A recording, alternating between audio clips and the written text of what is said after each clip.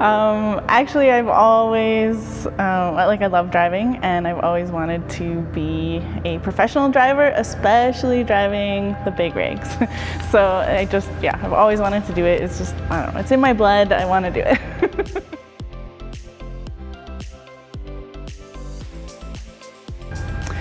Well, I went through the MELT program, and I didn't pass my road test the first time.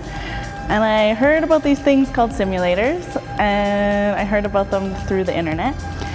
And then I Googled where to find a simulator in Calgary, and I found AMTA, which was honestly the best possible thing that could have happened.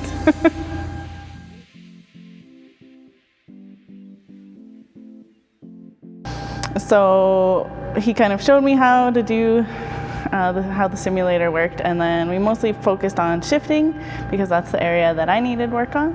And it was really fun to do, like to go up the mountains and practice and try it, and then he'd push the deer button and deer would run across the screen.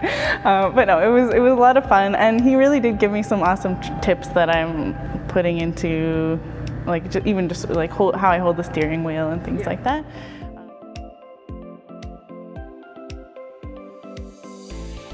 The MELT program training experience, well, it was a huge privilege. I received the Driving Back to Work grant from the Alberta government. It was such a privilege because I received the grant and I was able to go through the program with very minimal cost to me out of pocket, which helped a lot and helped me kind of close that gap and get into professional driving. And now that I've done the training, I look back at it and I learned so much in a short period of time. And yeah, I'm just really glad that I had the opportunity to go through, and the driving school that I got to choose was awesome. I got to work one-on-one with my driving instructor, and I learned how to drive a tractor trailer.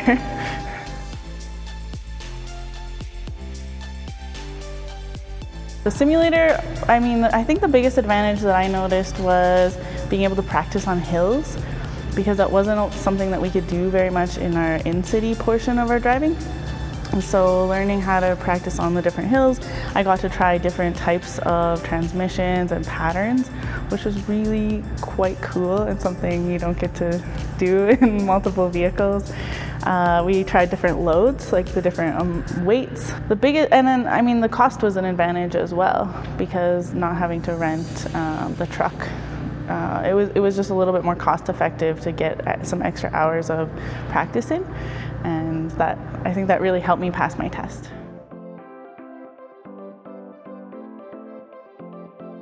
Rob did give me a heads up that it was different, right? He said it's different, double clutching is going to be a little bit tricky. I still found there was enough similarities that it was very transferable. I did notice what he meant after I started playing with it, and it was, we're doing the golden shifter, and it's just different than driving, but it did give me that repetitive practice over and over and over to be able to practice the maneuvers, and on the downshifting, it can be tricky to figure out the exact RPM match. So disadvantages, I think the advantages strongly outweigh the disadvantages.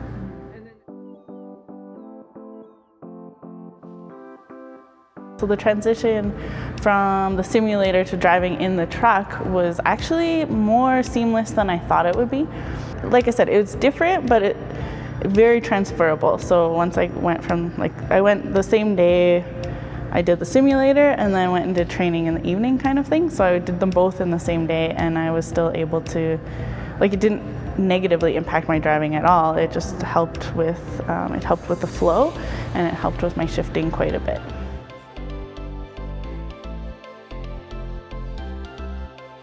Yes, yeah, so the muscle memory, yeah, that's exactly what I was trying to say. So what I learned here in the simulator translated quite well because I had that muscle memory, and it just reinforced it further, so that I was able to feather the clutch instead of hitting it too hard, or not the clutch, sorry, the feather the gas, the throttle when feather the throttle when downshifting, and like, you know, those kind of muscle memories, as well as we practice different kinds of shifting. You know, practiced like shifting without the clutch, and so I was able to do that in the truck as well too, and I felt more confident just having different options. So yeah, I just noticed myself starting to float the gears a little bit more, and knowing that I had that option, I still, for the exam, was doing my double clutching, but I knew that if I didn't push it in all the way, I could still float the gear, which was really, really cool.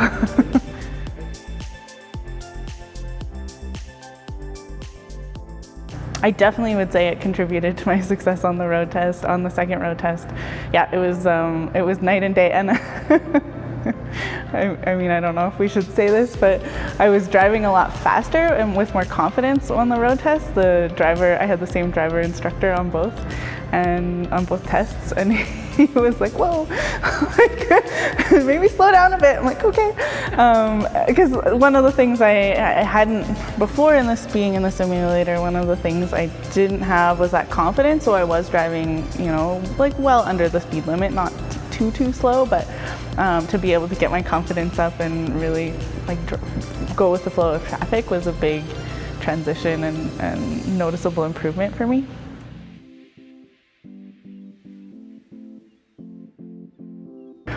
Well, yeah, in terms of age, I think the age that I'm getting into the trucking industry is perfect because I do have life skills, I do have transferable skills, I have a lot of driving experience, but I'm still young enough and mobile enough to be able to move around the truck with ease, and because it does take a certain amount of movement, and I've heard people who have been in the industry for a long time, they really have to keep their health and their mobility, like their activity levels up to be able to maintain the lifestyle of truck driving. Like, I think 30s is a great time to get into the industry, and I mean, I'm really looking forward to it because I have confidence in myself and who I am as a person, and I still have a lot of years that I can do trucking, which is exciting to me.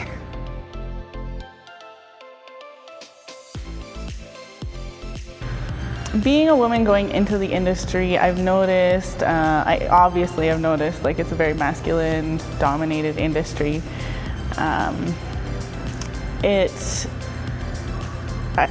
It takes some tougher skin, like, I'm not gonna lie.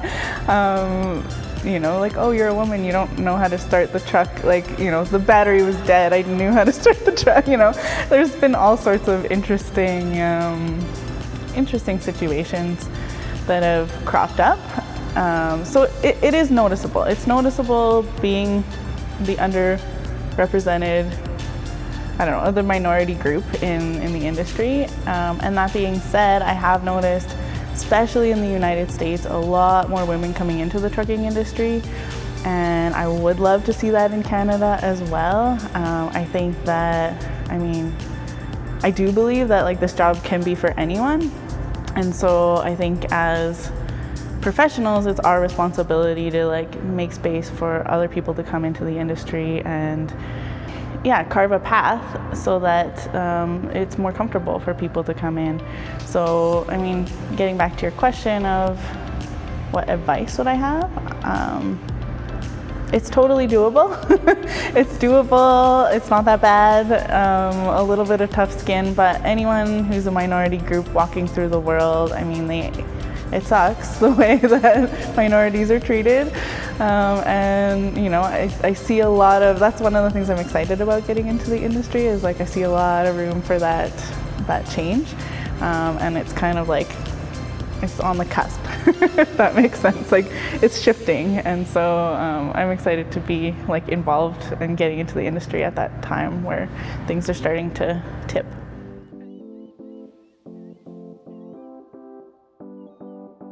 It's been so much fun training and doing something new that I have, you know, I wasn't a person who had a lot of mechanical background, and how much I was able to learn through the MELT program and through talking to people in the industry and through connecting. And there's so many people on YouTube teaching other people how to drive and helping people get into the industry and learning, like paving the path. And a lot of those people are women and people of color.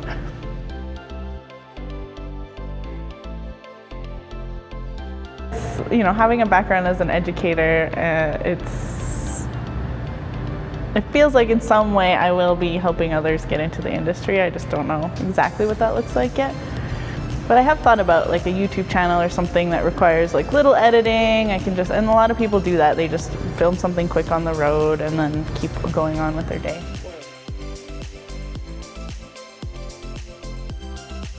I also want to say thank you to AMTA because I'm so glad I found you. Getting to know all the different events and different trainings and different ways that you influence the transport industry is just I'm like, ooh, I found awesome people. I'm so excited to continue to, be around, and I don't know if I can be part of the family, but I'm trying.